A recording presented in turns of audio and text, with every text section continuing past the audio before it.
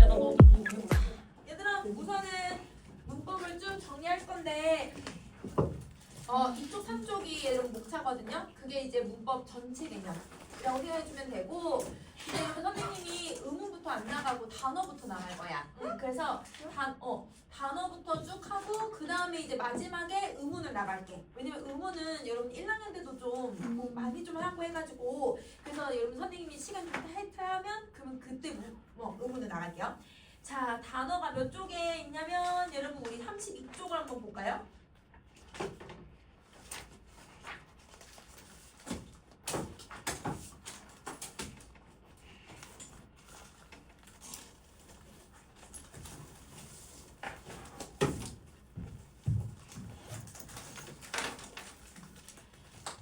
보자. 우선은 여러분 단어는 무엇으로 구성이 되어 있냐면 형태소로 구성이 되어 있는 애들이야. 그래서 단어가 형태소 하나로 구성이 되기도 하고 형태소가 여러 개로 구성이 되기도 하는데, 형태소는 뜻을 가지고 있는 것들 중에서 가장 작은 단위.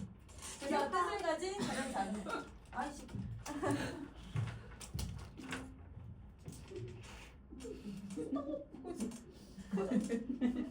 자, 그럼 가장 작은 말의 단위.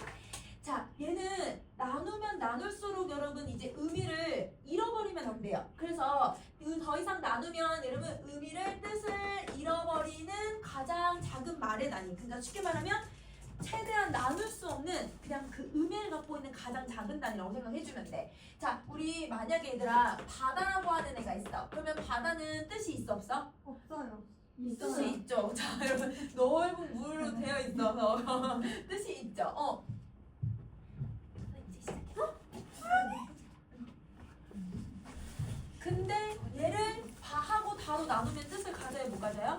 뜻을 갖지 않아요. 그래서 얘는 무조건 여러분 더 이상 나눌 수 없을 만큼 쪼갤 만한 단위기는 하지만 뜻을 잃어버리면 안 된다. 이렇게 생각해주면 돼. 자, 그래서 선생님이 여기 이렇게 넣어놨는데 얘는 여러분 대만이라고 했을 때 여러분 대만은 사람 이름이야. 그럼 사람 이름은 더해서 대랑 만으로 나누면 의미가 없어져. 그래서 여기까지 나누고, 이는 여러분 조사니까 그 조사만의 단어의 의미를 갖고 있어. 그래서 얘도 이로 나누고, 그 다음에 농구, 얘들아 농하고 구로 더 나눌 수가 없잖아. 그럼 농구 하나로 나누고, 그 다음에 늘은 조사니까 하나로 그냥 자기 의미를 가지고 있고, 근데 여러분 이 한다 같은 경우는 여러분 기본형이 뭐예요? 하다. 그러면 하다 사이에 니은이 들어갔거든? 그러면 사이에 어떤 애가 들어갔다는 건 나눌 수 있기 때문에 들어갔다고 생각하면 돼. 그래서 하하고 니은하고 다로 세 개로 나눌 수 있다. 그래서 여러분 용언에서는 여러분 기본적으로 나눌 수 있을 때 중간에 들어가고 있는 애들은 나누어주면 된다. 이렇게 생각하면 돼. 자, 이걸 나누는 방법은 조금 이따 다시 한번 정리해 줄 테니까 이런 것들을 형태소라고 부른다고 생각하시면 돼요. 자, 그러면 형태소는 크게 여러분 종류를 두 가지 기준으로 나눌 거예요. 첫 번째 어떤 기준으로 나누냐면 얘는 자립할 수 있는지의 여부로 구분을 할 거야. 그래서 자립성의 여부로 구분을 하고, 자, 그러면 여기서 여러분 개념을 잘 잡고 가야 되는데, 형태소에서 자립성이라고 하는 건 여러분 뭘 의미하고 있는 거냐면 얘는 띄어쓰기야. 띄어쓰기. 그러면 얘는 띄어쓰기를 할 수 있는 애가 있고, 여러분 자립성이 없다라는 건 띄어쓰기를 할 수 없다라고 생각하시면 돼요. 그러면 띄어쓰기를 할 수 있는 애들은 혼자 쓸 수 있다라고 표현을 하거든. 그래서 여러분 우리 문장에서 문제를 낼 때 혼자 쓸 수 있다라는 건 띄어쓰기가 되어 있는 애들이라고 생각해주면 돼. 그걸 자립형태소라고 하고요. 자, 그런데 띄어쓰기가 안 되고 다른 말에 기대어서 써야 되는 애들이 있어. 그럼 다른 말에 기댄다라는 건 여러분 띄어쓰기가 된다 안 된다? 안 된다. 이렇게 생각하면 되는 거지. 그게 의존 형태소야.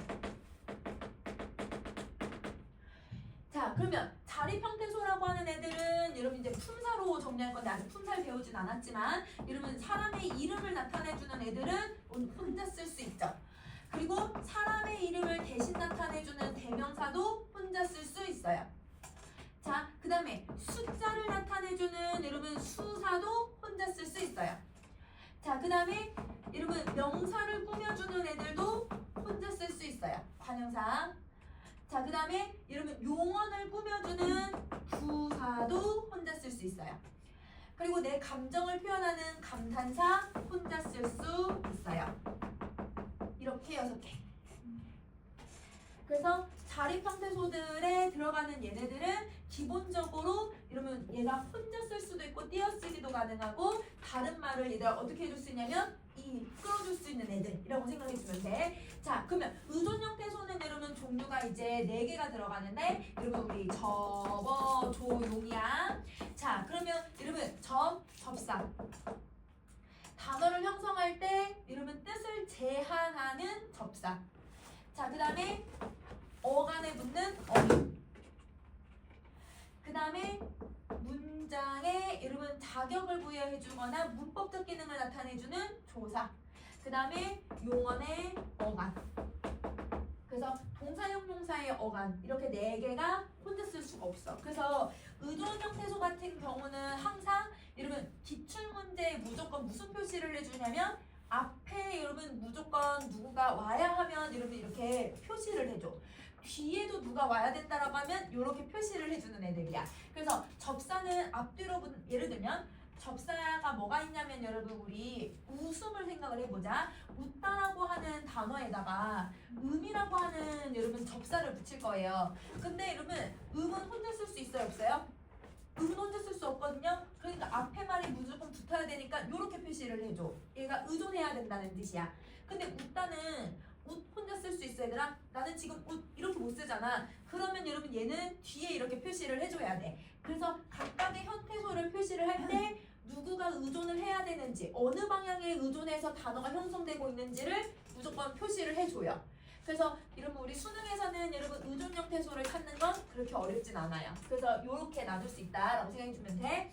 자, 그 다음에 두 번째 기준은 여러분 실질적인 의미를 가지고 있는지 실질적 의미의 여부를 가지고 있을 건데 자, 여러분 여기서 말하는 실질적 의미를 가지고 있는 부분은 여러분 우리의 실질 형태소라고 부르고요.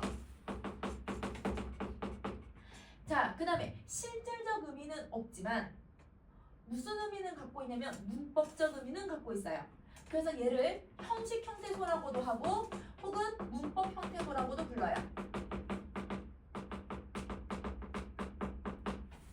형식적인 의미, 문법적인 의미만 갖고 있는 형태소. 근데 그러면 의미를 그러면 갖는 거야 안 갖는 거야? 의미는 가지고 있어야 돼. 형태소는 뜻을 뭐하고 있는 애라고? 가지고 있는 최소 단위라고 했잖아. 그래서 실질적 의미, 문법적 의미 모두 다 의미에 들어간다고 생각해 주시면 돼요. 자, 그러면 실질 형태소에 들어가는 애들이 누구냐면 자립 형태소들은 그대로 다 의미를 가지고 있으니까 띄어쓰기가 되는 애들이야. 그래서 자립 형태소들은 실질 형태소에 들어가고 자, 그러면 의미를 가지고 있는 애가 하나 더 누가 있냐면 우리가 띠나 할 때 띠 있지? 띠는 여러분 혼자서는 쓸 수는 없지만 띠 자체에는 의미를 가지고 있어요. 그래서 용언의 어간이 여기에 들어가야 돼. 그러면 자립 형태소면 무조건 실질 형태소가 될 수 있고 거기에 플러스 어간만 추가하면 된다. 자, 그럼 문법적인 의미는 그러면 여러분 저기 의존 형태소 있었잖아? 의존 형태소에서 용언의 어간이 지금 빠졌지? 나머지 3개 접어줘. 이거 3개야. 그래서 접사, 어미, 조사 이 3개를 실질적 의미라고 볼 수 있다. 미안해, 실질적 의미가 아닌 문법적 의미를 갖고 있는 애다 라고 생각해 주시면 돼요. 자, 그러면 여러분 요렇게 해서 여러분 2가지의 기준으로 우리가 형태소를 좀 구분을 해봤고 그러면 형태소를 우리가 나눌 수 있어야 되잖아. 그러면 형태소를 나누는 기준을 한번 살펴볼게. 얘들아, 형태소를 나누는 방법. 자, 오른쪽 날개 부분 보세요. 형태소를 나눌 수 있는 방법은 제일 먼저 여러분 아까 자립 형태소는 무슨 기준이라고? 띄어쓰기, 그치? 그래서 띄어쓰기의 단위가 누구냐면 어절이야. 그래서 어절을 먼저 나눠. 그러면 자립 형태소들의 일부를 찾을 수 있어. 자, 그 다음에 여러분 누굴 찾냐면요. 조사는 여러분 정말 잘 찾아요. 그래서 여러분 조사를 나누는 거예요. 자, 그럼 조사를 나누면 여러분 그러면 자립 형태소랑 의존 형태소를 좀 구분할 수 있는 거야. 자, 그 다음에 누구를 나누냐면 어간하고 어간과 어미는 항상 붙어있는 애들이니까 얘를 나눠야 돼. 근데 얘를 나눌 때는 여러분 어떻게 나눠야 되냐면 항상 기본형을 항상 생각하셔야 돼요. 그래서 얘는 기본형을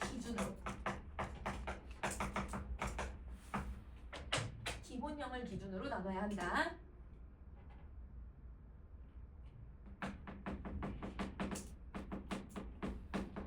얘는 기본형이 뭐야 얘들아? 잡다야. 잡다.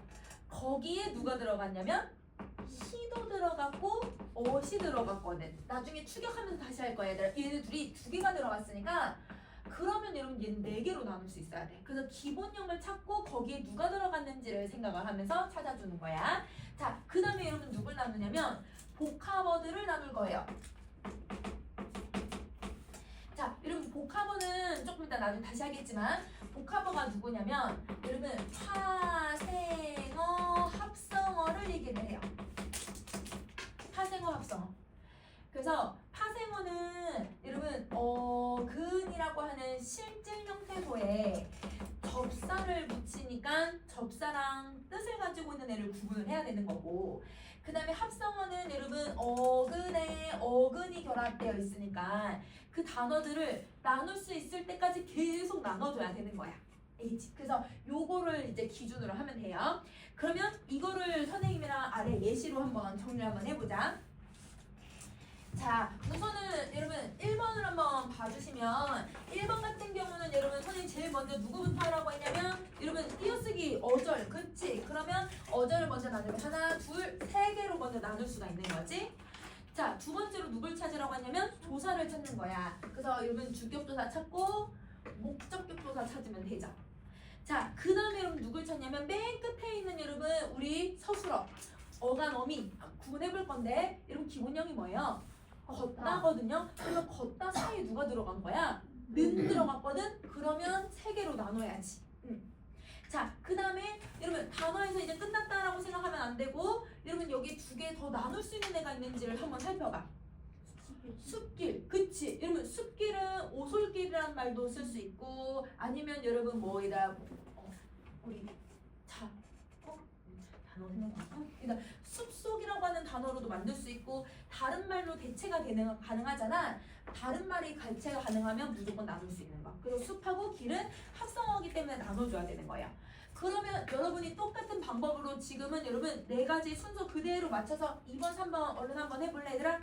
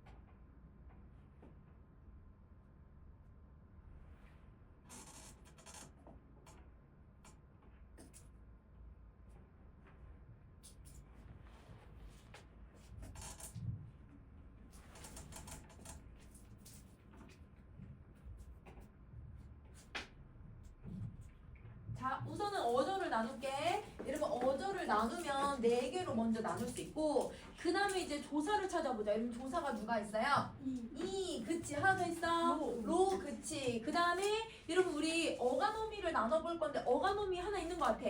기본형 만들 수 있는 지다, 그치. 지다인데 다 대신에 누가 들어갔어? 니은 들어갔어. 대체할 수 있으면 선생님 나눌 수 있어야 된다고 했잖아. 그래서 어간어미 나눌 수 있어. 자, 그 다음에 여러분 이제 단어들이 합성된 애들이 되게 많이 있어요. 더 쪼갤 수 있는 애들이 있죠. 누가 있어요? 꽃잎. 꽃잎, 그치. 그 다음에 발하고 자국하고도. 그 다음에 또 틈하고 사이랑, 그치. 틈 사이. 왜냐면 틈이라고 하는 단어가 혼자 쓸 수 있잖아 얘들아. 그래서 이 단어가 혼자 쓸 수 있는지를 계속 생각을 해줘야 돼. 자, 그 다음에 여러분 3번. 여러분 3번은 여러분 요렇게 어절 나누고 그 다음에 여러분 조사를 찾아보자. 조사 누구 있어? 이. 그 다음에 에서. 그 다음에 대로. 너대로, 나대로, 먹는 대로 되잖아. 그 다음에 여러분 을, 그쵸? 자, 그 다음에 여러분 우리 어간어미 찾아볼게요. 어간어미 누구 있어요? 없는, 그치, 없는. 그 다음에 춤을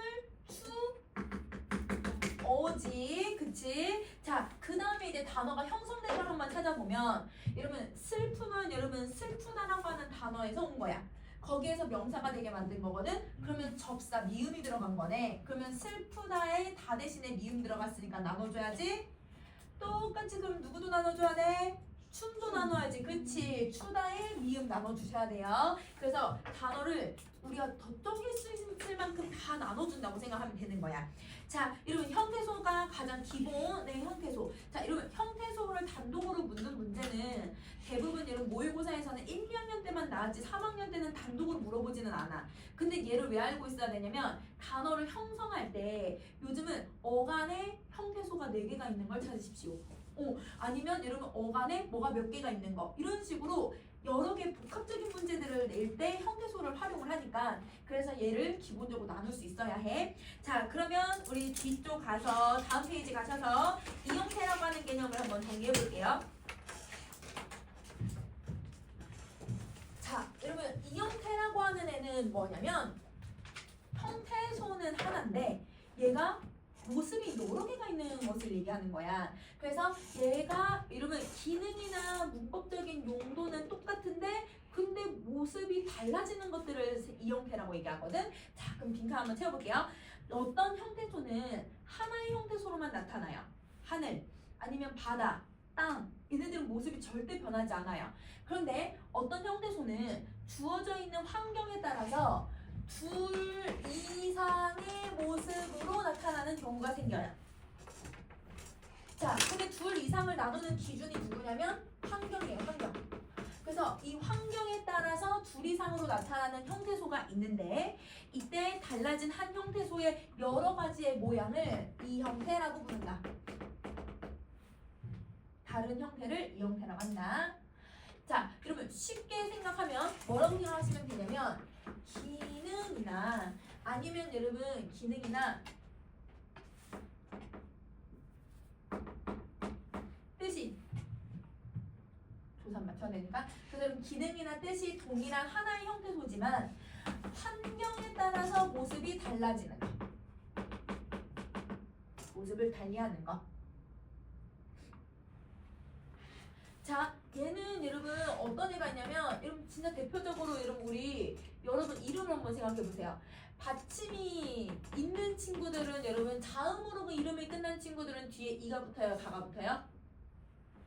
이, 그치? 여러분 이름에 넣으면 되잖아? 여러분 모음으로 끝나는 친구들이 있죠? 여러분 모음으로 끝나면 가를 써. 그러면 여러분 똑같이 이름을 나타내주는 여러분 조사가 들어갔는데 기능은 똑같은데 얘들아 뭘 하고 있냐면 환경에 따라서 모습이 달라지는 거야. 그러면 얘네를 뭐라고 부르는 거냐면 이형태라고 부르는 거야. 알겠지? 자, 그러면 이 이형태가 성립할 수 있는 조건은 여러분 두 가지 조건을 가지고 있어야 되는데요. 여러분 모습은 달라도 얘들아 뭘 가지고 있어야 되냐면 문법적 의미를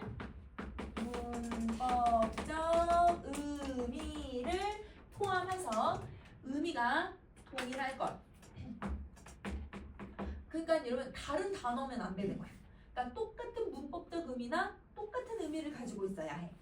자, 환경적 조건은 여러분 어떤 조건을 가지고 있어야 되냐면 상보적 분포를 가지고 있어야 돼요.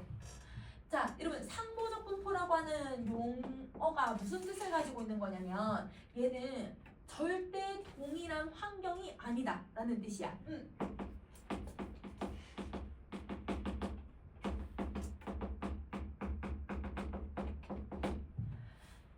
자, 여러분 주격조사의 이 가요 자음 뒤에 쓸 수 있어요? 가는 절대 자음 뒤에 쓸 수 없어요. 여러분 이는 모음 뒤에 절대 붙일 수가 없어요. 선생님이 예은인데 여러분 예은이라고 해야지 얘들아 예은가라고 절대 쓸 수가 없는 거야. 그러니까 무조건 환경은 얘가 나타날 환경은 요거여야 되고 얘가 나타나는 환경은 무조건 모음이어야 되는 거야. 이 환경이 얘들아 서로 배타적인 성질을 가지고 있어야 돼. 그걸 상보적 분포라고 얘기를 하는 거야. 자, 그러면 종류는 여러분 두 가지의 종류를 종류를 가지고 있는데 자 이러면 첫 번째 어떤 종류를 가지고 있냐면 의문적 환경에 따라서 달라지는 애들이 있어요. 자 그러면 여러분 제일 먼저 의문적 환경을 우리는 의문론적 이형태라고 부르고 의문론적 이형태는 여러분 의문의 환경에 따라 달라지는 거야. 의문의 환경. 자 여러분 뭐에 따라서 나타나기도 하냐면 제일 많이 쓰는 게 자음이냐 모음이냐. 앞에 자음이 왔냐 앞에 모음이 왔냐. 뒤에 자음이 올 거니 아니면 모음이 올 거니. 앞뒤 다 될 수 있다고 생각해주면 돼. 자 그 다음에 두 번째는 여러분 음성 모음이니 아니면 양성 모음이니에 따라서 음성 모음 양성 모음.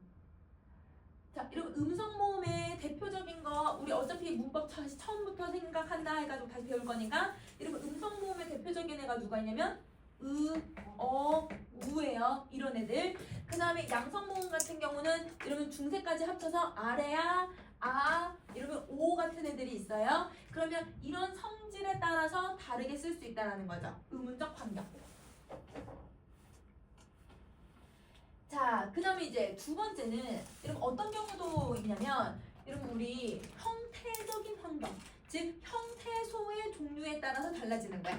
그래서 형태론적 이 형태는 여러분 여기서 말하는 형태론적이라고 하는 말은 누굴 얘기하고 있는 거냐면 형태소야. 형태소. 앞에 어떤 형태소가 오는지에 따라서 단어가 달라지는 거예요. 형태소가 뭐였지더라? 뜻을 가지고 있는 최소 단위잖아. 어떤 뜻이 오는지에 따라서 달리 쓰인다는 거야.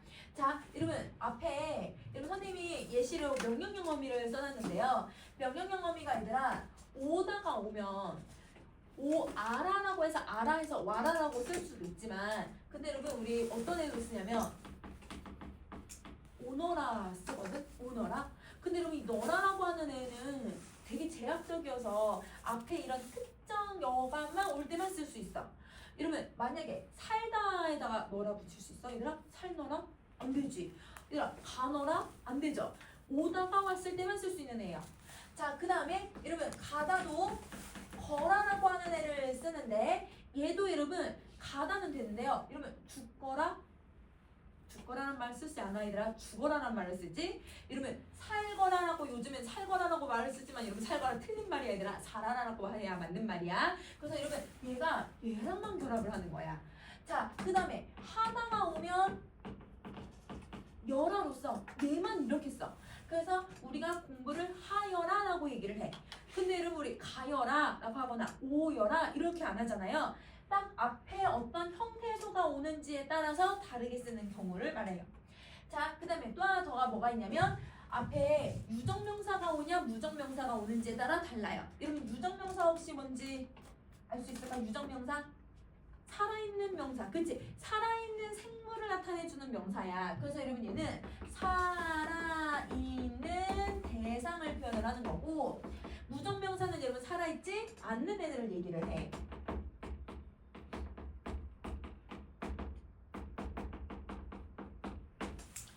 자, 여러분 저거는 중세에서 쓰는 여러분 조사들인데요. 중세 관형격 조사는 살아있는 유정명사냐 무정명사인지에 따라서 다르게 쓸 수 있었다는 거야. 그래서 만약에 여러분 여기 살아있는 사람이 있어. 그럼 살아있는 사람 중에 얘들아 만약에 누가 있냐면 여러분 우리 딸이라고 한번 해볼게. 그러면 여러분 딸이 있으면 그 뒤에 여러분 누굴 써야 되냐면 얘는 의를 써야 되는 거야.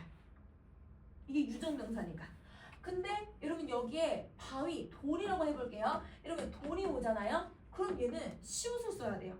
무정명사는. 이거는 중세 가서 다시 하겠지만 유정인지 무정인지에 따라 달라질 수 있다. 자, 그 다음에 얘들아 우리 또 만약에 얘들아 내가 모기에게 물렸다 이렇게 얘기하잖아. 그러면 우리가 피동 표현을 만들 때도 모기에게라고 하지 모기에 물렸다라고는 하지 않아. 왜냐면 에게는 사람한테 살아있는 애들한테만 써. 즉 유정명사한테만 쓰고 애는 폭풍에 의해 집이 허물어졌다. 이러면 얘는 이런 폭풍 같은 여러분 무정명사에만 쓰고 있어요. 그래서 에게나 애 같은 경우도 지금 현재 쓰고 있는 것도 무정 무정에 따라서 나눌 수 있다. 이게 형태론적 이형태라고 생각해주면 되는 거야. 자, 그러면 여기 선생님이 뒤에 여기 써놓은 게 형태소를 쓸 거는데 여러분 이렇게 형태소에 의해서 결정이 된다. 자, 그러면 여러분 우리 여기 이 형태의 형태소의 개수를 한번 봐보자. 이 형태는 여러분 그러면 종류가 되게 많은 거잖아요. 명령형 어미가 너라, 어라, 여라. 원래는 여러분 누가 있냐면 아라, 어라를 쓰는데 얘네들이 형태소가 지금 몇 가지가 있는 거예요? 5가지 종류가 있는 거야. 그러면 여러분 얘는 형태소는 여러분 몇 개로 보냐면 1개지만 형태는 5개인 거야. 그래서 얘는 형태소를 무조건 1개의 형태소로 구분하지만 모습은 여러 개로 설명할 수 있다. 이렇게 생각해 주시면 돼요. 여기 앞에 이거 안 그거 안 했어요. 맞아요. 맞아. 자, 그러면 여기까지 인간 다 정리하셨죠? 자, 그러면 여러분 앞에 선생님 의존명사 여기 안 한 거 있거든? 여러분 그 부분 한번 봐봐.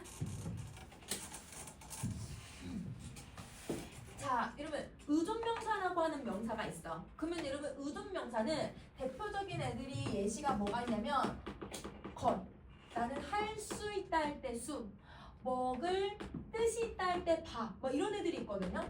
근데 우리 먹을 것이라고 하는 거 혹시 얘들아 우리 띄어쓰기 어떻게 해야 돼요? 먹을 띄고 것이야. 맞아. 그러면 여러분 띄어쓰기를 하고 있어 의존명사가. 그러면 여러분 의존명사가 띄어쓰기를 한다는 건 여러분 띄어쓰기는 여러분 무슨 형태소로 봐야 된다고?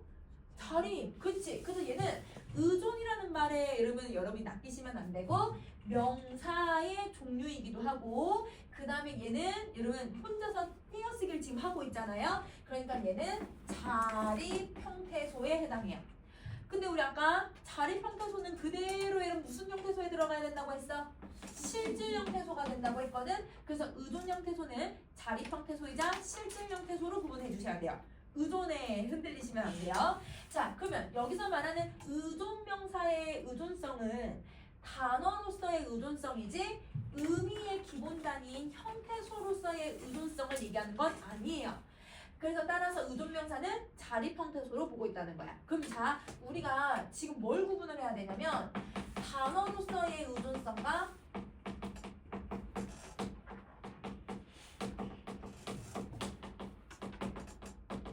단어로서의 의존성과 자립성이랑 여러분 형태소로서의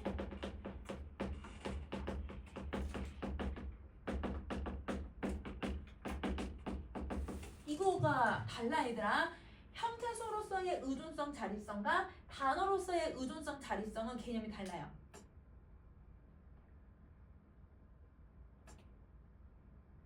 자, 형태소는 아까 정리했으니까 여러분 바로 대답할 수 있을 것 같아. 여러분 형태소로서의 의존성은 뭘 할 수 없는 걸 얘기하는 거야? 띄어쓰기가 안 되는 거. 그러면 형태소로서의 자립성은 뭐가 되는 거? 띄어쓰기가 가능한 거. 그치. 이렇게. 그러면 단어로서의 의존성이라는 건 뭐냐면 여러분 띄어쓰기는 할 수 있는데 수식을 받아야 돼.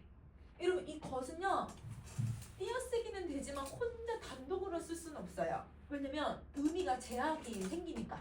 그러면 얘가 먹은 것인지 뛴 것인지 사는 것인지 앞에 꾸며주는 말들이 필요해. 그래서 이 의존성은 수식하는 말을 필요하기 때문에 의존성을 갖는다는 뜻이야. 그러면 단어로서의 자립성이라는 건 여러분 수식하는 말이 필요 없어. 그래서 얘는 수식하는 말이 불필요해. 그래서 우리 얘들아 바다가 여러분 굳이 넓은 바다라는 말을 굳이 쓸 필요는 있어요? 바다에 넓은 바다라는 말을 쓰지 않아도 그냥 바다라는 의미를 그냥 가질 수 있잖아요. 그래서 바다는 여러분 이렇게 꾸며주는 말이 없어도 쓸 수 있기 때문에 얘는 자립성을 갖는 거야. 단어로서. 그 다음에 만약에 얘들아 이 것은 이 말이 없으면 안 되기 때문에 얘는 의존성을 갖고 있는 거지. 단어로서. 그래서 여러분 요 개념이 달라. 그러면 의존명사는 여러분 어떤 성질을 갖고 있는 거야? 의존명사는 형태소로서는 자립성을 갖고 있는데 단어로서는 무슨 성질을 갖고 있는 거예요? 의존성을 갖고 있는 거죠. 이게 의존명사의 성질인 거예요.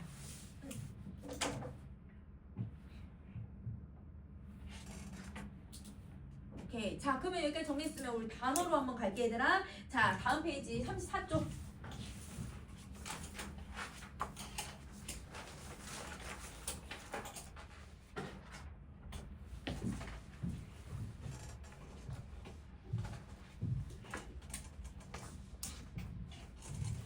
자, 단어는 여러분 이제 형태소보다 단어가 조금 더 큰 이제 단위라고 생각해 주시면 되는데, 여러분 얘는 자립해서 쓸 수 있는 말들 중에서, 여러분 자립해서 쓸 수 있는 말이니까 무슨 형태소? 자립 형태소들 중에서 가장 작은 단위. 그걸 여러분 우리는 단어라고 얘기를 하는데, 쉽게 말하면 그냥 자립 형태소들이야. 그래서 자립 형태소들을 우리는 단어라고 부를 수 있는 거예요. 자, 완전한 자립성을 갖진 않아도 자립할 수 있는 형태소에 붙어서 쉽게 분리될 수 있는 성질을 가지고 있는 애들은 단어로 인정하기로 우리는 문법에서 약속을 했어요. 그러니까 쉽게 말하면 여러분 자립성을 갖지 않는다는 건 여러분 무슨 성질을 갖고 있어야 돼? 의존성, 그치? 의존 형태소들 중에서도 쉽게 분리성이라는 성질을 가지고 있으면 단어로 인정하겠다는 거야. 그게 누구냐면 조사예요. 왜냐면 조사는 자립하는 체언에 붙거든요. 그러면 자 봐봐, 여러분 우리 의존 형태소 중에 종류가 세 가지, 용어나 어감 빼고, 여러분 왜냐면 의미를 갖고 있으니까. 의미를 갖고 있지 않은 여러분 그 의존 형태소 세 가지 누구 있어 얘들아? 문법적 의미만 갖고 있는 거. 접, 조였거든. 자 여러분 접사, 어미, 조사인데요. 자 여러분 여기서 접사 같은 경우는 여러분 얘는 분리가 안 돼요. 그러니까 예를 들면 선생님이 풋사과라고 해버리면 여기서 물론 사과라고 하는 의미만 단독으로 쓸 수는 있지만, 풋사과는 여러분 어떤 사과의 의미를 갖게 돼 얘들아? 풋사과는 무슨 의미를 갖고 있어?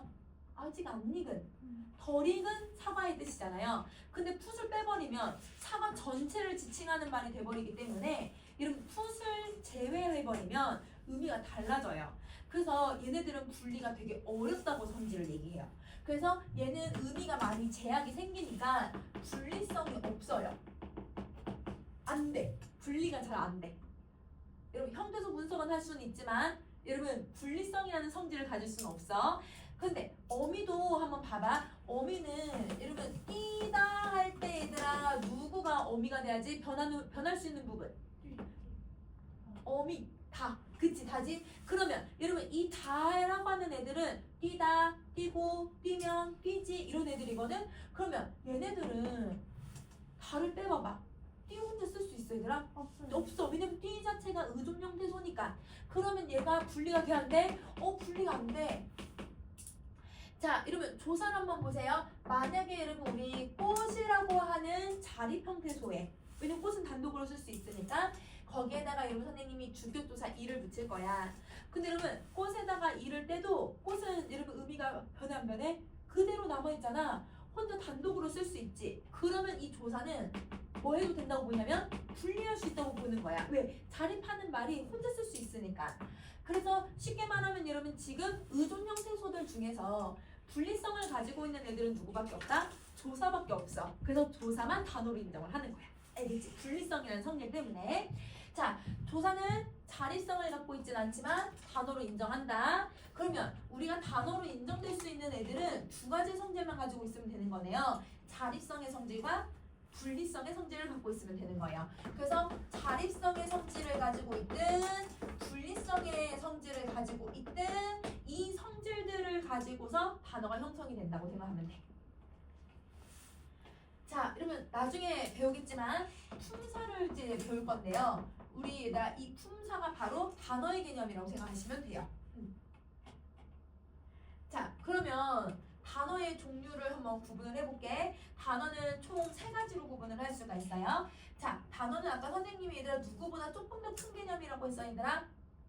형태소보다. 그거 잘 기억하고 한번 봐봐. 우선은 여러분 자립 형태소들은 다 단어가 되겠지. 왜냐면 자립성을 가지고 있으니까. 자, 자립성은 없지만 분리성이라는 성질 때문에 누가 단어가 된다고? 조사, 그렇지? 자, 근데 여러분 단어는 형태소보다 큰 개념이에요.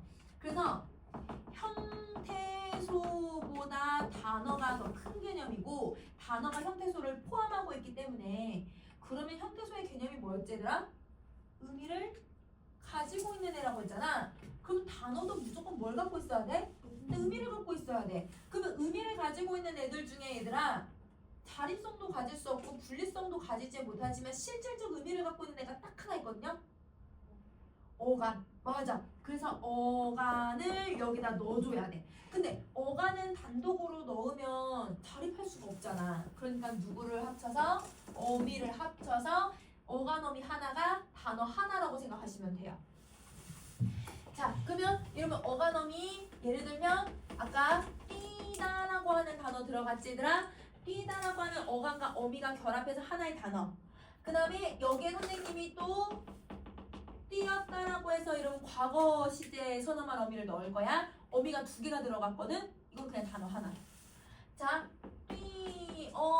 띄어겠다라고 해서 선생님 어미를 3개를 넣었거든요. 이것도 그냥 단어 하나. 그러니까 어미가 몇 개를 붙더라도 그냥 단어 하나. 이렇게 생각해주면 돼. 자, 그러면 여러분 그 아래에 이런 선생님이 문장을 하나 넣어놨거든요. 그러면 그 문장을 우리 한번 쪼개봅시다. 제일 먼저 여러분 음절이라는 건 여러분 우리가 하나의 덩어리, 소리낼 수 있는 덩어리를 얘기하잖아. 그러면 여러분 음절을 하나씩 쪼개면 이렇게 나눌 수 있는 거지. 응?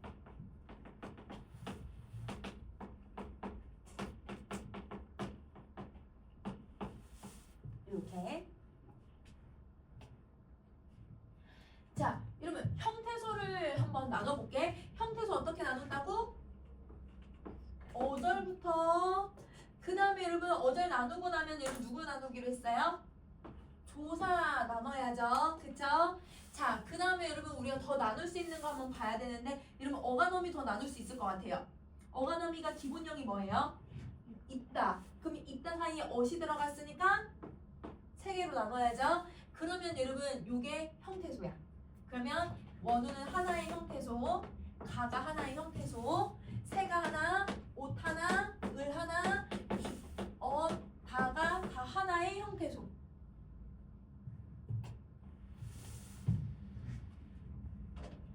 자, 그러면 단어를 이제 나누는 기준을 한번 살펴볼게. 단어를 나누는 기준은 여러분 선생님 오른쪽에 날개 부분에 여러분 단어를 나누는 방법이라고 써놨잖아. 자, 여러분 단어도 자립하는 애가 기본이기 때문에 여러분 무조건 어절을 먼저 나눠요. 자, 그리고 이 어절 중에서 얘들아 우리 단어를 인정하는 애가 하나 더 있었거든? 조사. 조사 나누면 돼. 그래서 여러분 우리 단어는 2개만 하면 돼. 어절과 조사. 그러면 어절과 조사를 나누니까 이렇게 4개에다가 조사 2개 나누면 이게 단어. 그래서 원우는 하나의 단어, 가라고 하는 조사 하나의 단어, 새는 띄어쓰기를 하고 있으니까 하나의 단어, 옷 하나의 단어, 을 조사니까 하나의 단어. 그 다음에 아까 어간과 어미는 무조건 하나의 단어라고 했으니까 입었다가 하나의 단어. 그리고 어절을 구분하면 어절은 이 지금 단어에다가 조사가 결합되어 있는 애들. 그래서 원가가 하나, 그 다음에 새 하나, 옷을 하나, 그 다음에 입었다 하나. 이렇게 하면 어절과 단어, 형태소, 음절의 관계를 쭉 정리할 수 있을 것 같아요. 자, 그러면 여러분 이렇게 정리하셨으면 여러분 선생님이랑 여러분 오른쪽에 있는 어근 접사를 한번 또 이제 가볼게요. 자, 35쪽.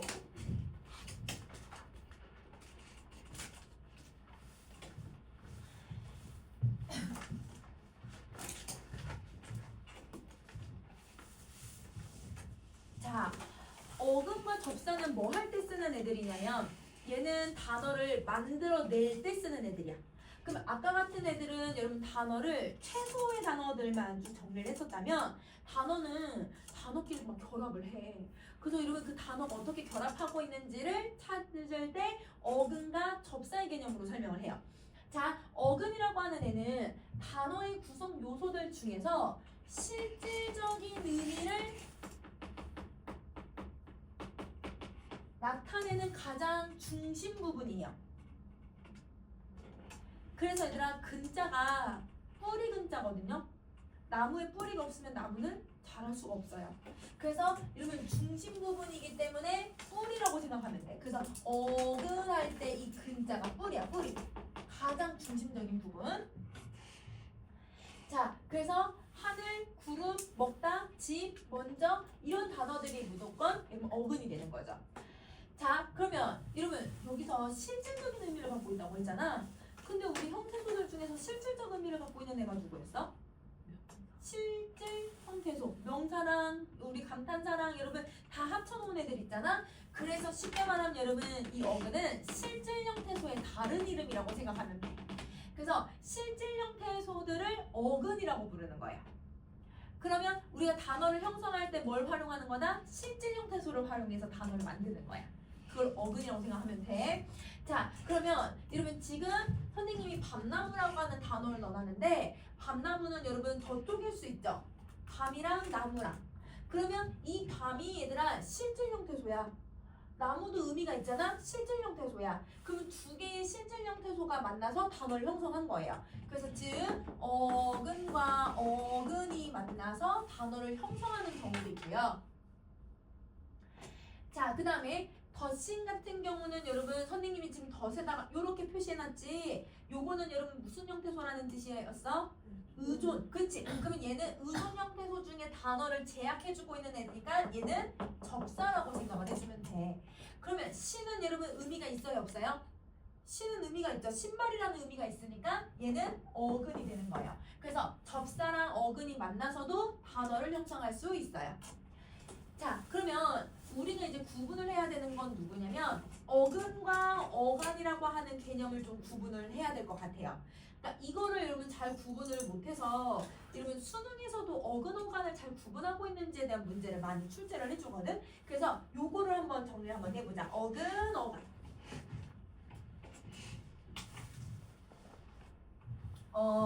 우선은 여러분 기본적으로 우리 아까 다시 한번 생각해보자. 실질 형태소가 어근이라고 했잖아. 그러면 여러분 여기 안에 누가 들어가는지 한번 다시 한번 생각해봐. 실질 형태소에 누구누구가 들어갔었어요, 얘들아? 요거는 어간하고 자립 형태소였거든요. 근데 그냥 다 쓸게요, 여러분. 명사, 대명사, 수사, 감탄사, 관형사, 부사에 용언에 어간이 들어가요. 근데 실질 형태소는 우리가 다른 말로 어근이라고 부르기로 했잖아요. 그러니까 어근 안에 누가 들어가 있는 거예요? 어간이 들어가는 거예요. 근데 어간은 여러분 어근에 포함되고 있다고 생각하면 되는 거야. 알겠지? 자, 그러면 여러분 여기에서 여러분 이 어간은 여러분 조심해야 되는 거는 뭐냐면 이때 여러분 실질 형태소 안에 들어갈 수 있는 용언의 어간은 기본형의 어간만 들어갈 수 있어요. 기본형의 어간만 들어갈 수 있어요. 그러면 기본형이 아닌 여러분 어간들이 있어요. 그럼 예를 들면 잡다가 있어, 얘들아. 잡히다가 있거든. 자, 여러분 잡다 같은 경우는 여러분 형태소를 먼저 한번 나눠보자. 여러분 형태소 분석하면 어떻게 나눠야 돼? 형태소 분석 잡이랑 다 나눠야죠. 그러면 두 개의 형태소로 구성이 되어 있을 때 여기서 여러분 의미를 가지고 있는 부분은 누구예요? 잡, 맞아. 그 다음에 여기서 여러분 자, 선생님이 어미를 다른 애들을 붙여볼게. 잡다, 잡고, 잡으면, 잡지, 잡을까, 잡힐까? 여러분 내가 다른 어미들이랑 다 접수도만 붙여봤거든? 근데 안 바뀌는 부분이 어디야? 잡. 그러면 변화가 얘들아 없는 부분은 잡이에요. 그러면 여러분 잡다는 기본형이잖아요. 이 기본형일 때 의미가 있는 건 실질 형태소 어근을 물어본 거고 변화가 있는지를 물어본 건 어간을 물어본 거거든. 그러면 어근과 어간이 일치해. 이 경우는.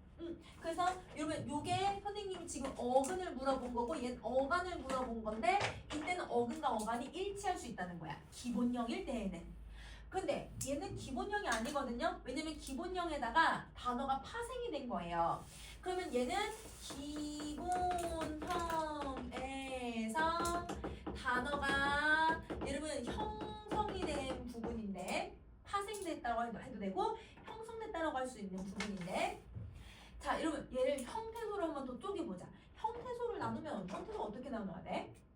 잡이랑 희랑 그 다음 다로 세 개로 나눠야 돼. 왜? 기본형이 희가 들어갔으니까. 그래서 하나 둘 세 개의 형태소로 구분이 되어 있는데 이 세 개의 형태소 중에서 여러분 의미를 가지고 있는 부분이 누구예요? 잡. 왜냐면 희는 여러분 당하다라고 하는 여러분 피동의 의미를 더해만 주지 실질적 의미를 갖고 있는 건 아니거든. 자, 근데 여기에 변화가 없는 부분 선생님 어미를 한번 붙여볼게요. 잡히다, 잡히고, 잡히면, 잡힐까, 잡히면서, 잡혔지 이렇게 쓸 거야. 그러면 여러분 여기서 안 변하는 부분이 어디야? 잡히, 그치. 그러면 단어가 형성이 되면 어가는 달라질 수 있어.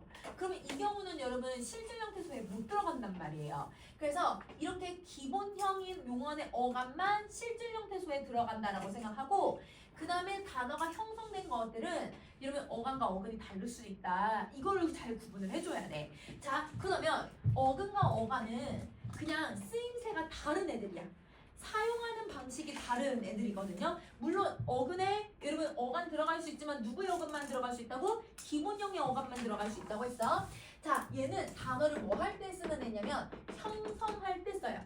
파생어를 만든다든지 합성어를 만들 때만 쓰는 용어예요. 그러면 어간은 뭐 할 때만 쓰냐면 용어니 활용할 때만 쓰는 개념이에요. 활용할 때 쓴다. 여러분 활용이라고 하는 게 여러분 뭐였었는지 혹시 기억이 날까요? 얘들아, 활용은 어간에 어미가 붙는 거야.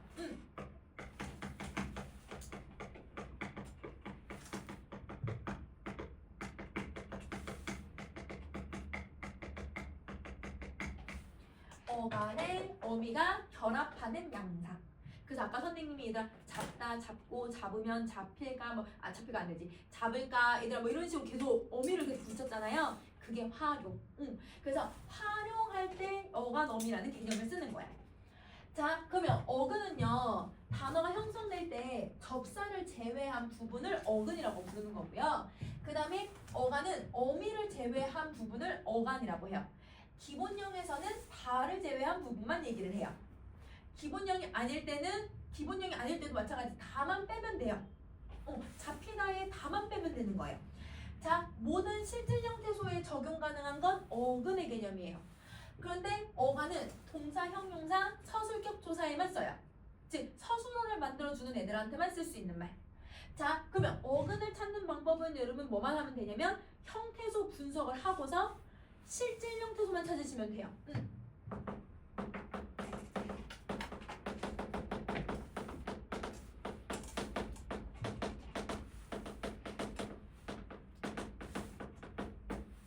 형태소를 분석하고 실질 형태소만 찾는다.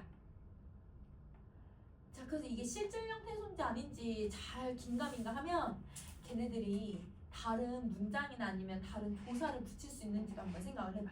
아니면 얘네들을 다른 말로 만들 수 있는지도 생각해보면 이게 실질 형태소인지 아닌지 좀 구분하기가 쉬울 것 같고 그 다음에 어간이라고 하는 애는 여러분 뭘 하면 되냐면 단어가 있으면 달을 붙여온다. 즉 어미 부분에 달을 붙인 다음에 달을 뺀 나머지 모든 부분은 어간이 되는 거야.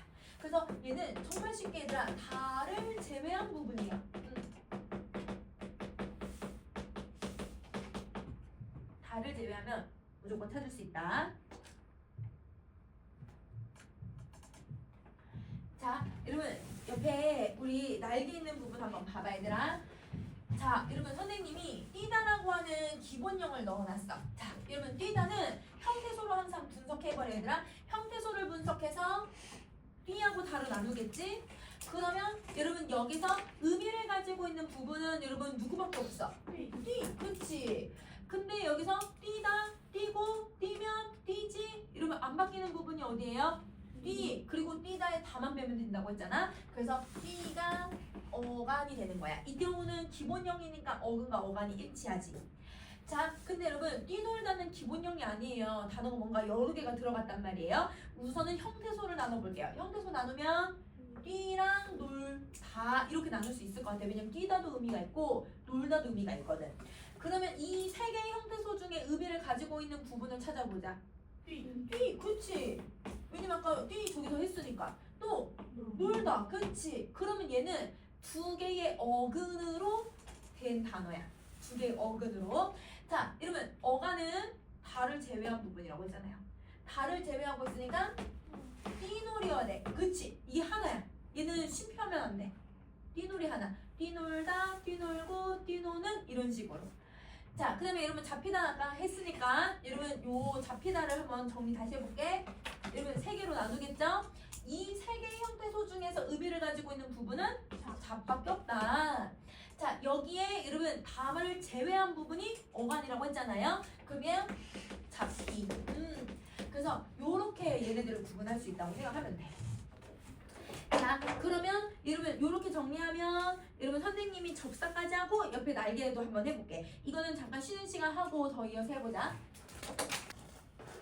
자, 어근에 붙을 수 있는 애가 접사인데 이 접사는 어떤 기능을 가지고 있냐면 어근에 붙어서 특정한 뜻을 더해줘. 이게 기능인 첫 번째 기능. 뜻을 더해줘. 그러면 뜻을 갖는 거랑 더하는 거랑은 달라. 뜻을 더한다는 건 대부분 의미를 한정한다 뒤에 나오지 얘들아? 제한하는 역할을 해. 아까 얘들아 사과인데 덜 익은 사과. 숫자가 의미 줄어들지? 그 다음에 여러분 살이야. 우리 살. 근데 맨살하면 아무것도 걸치지 않는 살. 의미가 한정되게 만들어주잖아요. 그래서 첫 번째 기능은 의미를 제약하고 뜻을 갖는 건 아니야. 그리고 품사를 바꾸는 게 두 번째 기능. 이게 접사의 기능이에요. 자, 단독으로 쓸 수는 없어. 여러분 단독으로 쓸 수가 없으니까 무슨 형태소여야 돼? 의존 형태소고 그 다음에 어근과 밀착되어 있어야 돼요. 밀착된다는 건 분리성을 갖고 있지 않는다는 뜻이야. 맞아. 그래서 그 사이에 다른 말이 들어갈 수가 없어. 자, 그럼 보자. 접사는 두 가지 기준으로 나누는데 첫 번째는 접사의 위치로 구분을 해요. 자, 접사는 어근 앞에 오냐 어근 뒤에 오느냐에 따라 구분을 하는데 어근 앞에 오면 접두사라고 우리가 말하고 뒤에 붙으면 접미사라고 불러요. 자, 접두사 같은 경우는 어근의 앞에 붙어서 특정한 뜻을 더해주는 기능만 가져요. 자, 어근의 품사를 바꿀 수가 없어요. 그러니까 즉 아까 1번, 2번의 기능이 있다고 하면 무슨 거의 기능만 갖는 거야? 1번의 기능만 갖는 거야. 자, 그 다음에 접미사 같은 경우는 어근 뒤에 붙어서 특정한 뜻을 더해줘요. 자, 그 여러분 특정한 뜻을 더해준다는 거 여러분 대표적인 게 어떤 게 있냐면 여러분 꾼 있잖아, 꾼. 나무꾼, 사냥꾼, 뭔가 전문적으로 하는 사람 이런 애들. 자, 어근의 품사 바꿀 수 있어요. 그러면 여러분 두 가지의 기능을 다 갖고 있는 건 접미사라고 생각하면 되는 거지. 자, 봐봐. 여러분 나무는 품사 혹시 뭘까 얘들아? 명사. 명사에 꾼을 붙일 거야. 여러분 품사가 뭐가 될까요? 또 명사거든요. 그러면 이 경우는 여러분 품사를 바꿀 수는 없어요. 그러니까 1번의 기능만 갖고 있는 거예요. 자, 그 다음에 여러분 웃다. 여러분 웃다는 여러분 품사가 혹시 뭘까? 동사거든? 동사에다가 여기에 선생님이 음을 붙이면 품사가 혹시 뭐가 될까? 웃음. 명사. 그치? 품사 바꿔. 그럼 얘는 품사를 바꾸거든? 근데 음이 뜻을 더해줄까 안 더해줄까? 뜻을 더해주지 않아. 그냥 명사가 되게 만들어주는 애야. 두 번째 기능만 갖고 있는 거야. 자, 그 다음에 우리 만약에 얘들아 높다를 한번 생각해봐. 높다는 여러분 우리 이게 동사예요, 형용사예요? 형용사거든요. 근데 여기가 선생님이 히를 한번 붙여볼게. 높이다. 동사돼. 네. 동사되거든? 품사 바꿨지? 근데 여러분 이 히가 아니라 사동에 시키다의 의미를 더해줘. 그러니까 여러분 의미를 더해주는 역할도 하고 있으니까 1번, 2번의 기능을 다 갖고 있는 거야. 그러면 여러분 접미사라고 해서 1, 2번의 기능을 무조건 다 갖고 있는 게 아니라 1번의 기능을 가질 수도 있고 2번만 가질 수도 있고 1, 2번을 다 가질 수 있다고 생각해야 돼. 그래서 1번의 기능과 2번의 기능이 AND가 아니라 OR의 개념이라고 생각해 주셔야 돼요.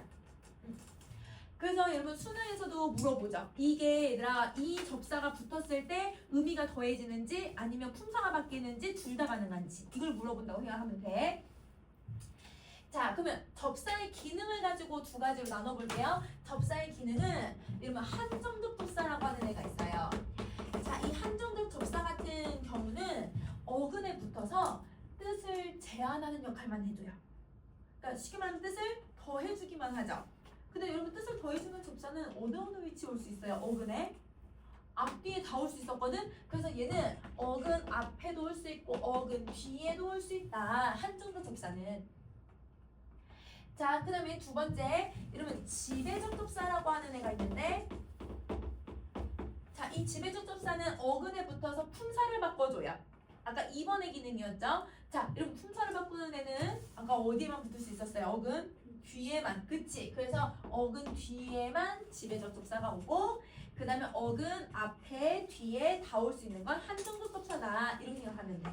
자, 여러분 접사는 기능에 따라서 구분하는 걸 한정적, 지배적 접사라고 물어보는 경우는 그렇게 많지는 않고 기능을 잘 이해하는지를 많이 물어봐. 그래서 그걸 여러분이 구분해 주시면 돼요. 자, 그러면 여러분 선생님이랑 날개 있는 부분 두 번째 날개를 한번 봐볼까 얘들아? 두 번째 날개. 자, 여러분 두 번째 날개에서 여러분 무슨 시험 문제에 뭐가 나왔었냐면 어간이 3개 이상 구성 요소로 되어 있을 것. 그러면 어간이 3개 이상이라는 건 형태소가 몇 개? 3개. 어간만. 그러면 여러분 이 경우는 어간이 3개의 형태소로 구성이 되었는지 이상으로 구성됐는지 이걸 물어보는 거고요. 그 다음 두 번째 파생어일 것. 어간이. 그러면 파생어는 여러분 아까 선생님이 얼핏 잠깐 했지만 어근에 누가 붙는 거? 접사가 붙는 거. 맞아. 그래서 어근에 접사가 붙는 것을 찾아주시면 돼요. 자, 그러면 여러분 우리 여기 선생님 기본형 다를 넣어놨거든? 다를 제외하면 뭐가 된다고 했지? 어간. 그러면 여기서의 어간은 누구예요? 내리치. 그래서 어간은 내리치. 자, 근데 여러분 어근도 실질적인 의미가 뭐가 들어갔는지 접사가 들어갔는지 어근이 들어갔는지 구분해야 되잖아. 자, 그럼 여러분 얘 형태소 한번 분석해봐. 어떻게 분석해야 돼? 내리, 그치? 다야. 맞아. 그러면 여러분 내리치는 그러면 여러분 몇 개의 형태소로 되어 있어? 2개의 형태소로 되어 있어. 그럼 여러분 1번 조건을 만족했어요? 안 했어요? 안 했죠. 자, 근데 어근을 찾아보자. 어근이 누구야? 내리, 그치? 근데 또 하나 더. 치다. 내리치다는 내리면서 쳐버리는 걸 얘기하는 거거든? 그래서 여러분 치다도 의미를 각각 가지고 있어야지. 그러면 얘는 여러분 접사가 있어요? 없어요? 접사도 없네요. 그러니까 파생어도 아니죠.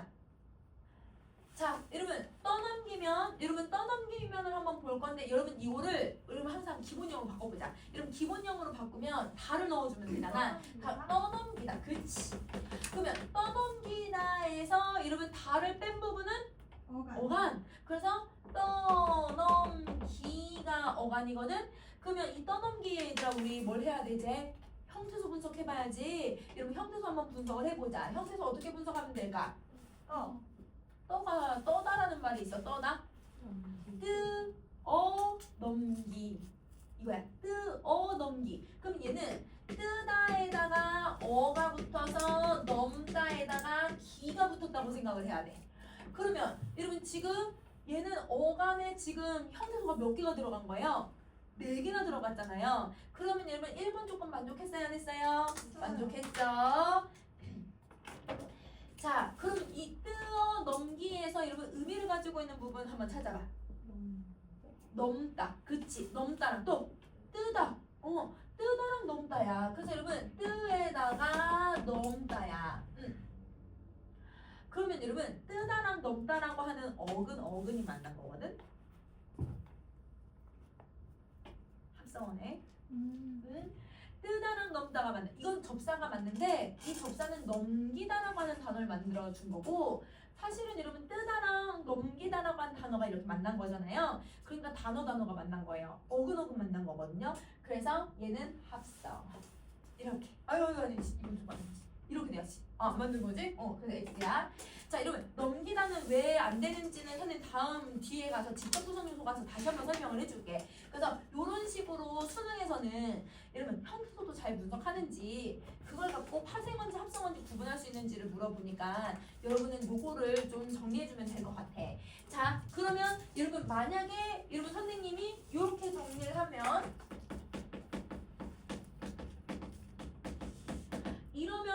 저 조건이 만족되는지를 한번 생각을 해보자. 저 조건에서 우선은 여러분 1번 조건을 만족할까 얘들아? 어간이 3개 이상. 네. 오, 집, 발, 피 다거든요. 그러니까 여러분 1번 조건 3개 이상의 여러분 형태소 결합된 거 맞죠? 자, 그 다음에 두 번째 여러분 얘는 파생원제를 한번 생각을 해볼게요. 자, 지, 발, 피다는 여러분 단어를 만약에 2개로 쪼개면 어떻게 나눌 수 있을까? 지시랑 발피다. 반대로 해도 상관없기는 해. 근데 발피다는 다시 발다에다가 피가 왔거든? 근데 여기 접사 들어갔으니까 파생어고 이것도 접사잖아. 그러니까 파생어가 돼. 그러면 여러분 두 번째 조건 만족하네? 만족해. 이렇게 찾아주는 거야. 자, 그래서 이런 식으로 수능에서 물어보니까 여러분 차근차근 정리할 수 있어야 된다. 자, 그 다음에 여러분 수능에 나온 문제였는데요. 여러분 접두사는 품사를 바꾼다 못 바꾼다? 못 바꾼다라고 우리 배웠지? 근데 예외가 2개가 있어. 그게 강마르다 메마르다야. 그러면 여러분 마르다는 원래 얘들아 마른 상태니까 얘가 여러분 마르는 이거는 물이 마르는 이거 형 동사야. 근데 메마르다 강마르다 형용사가 돼요.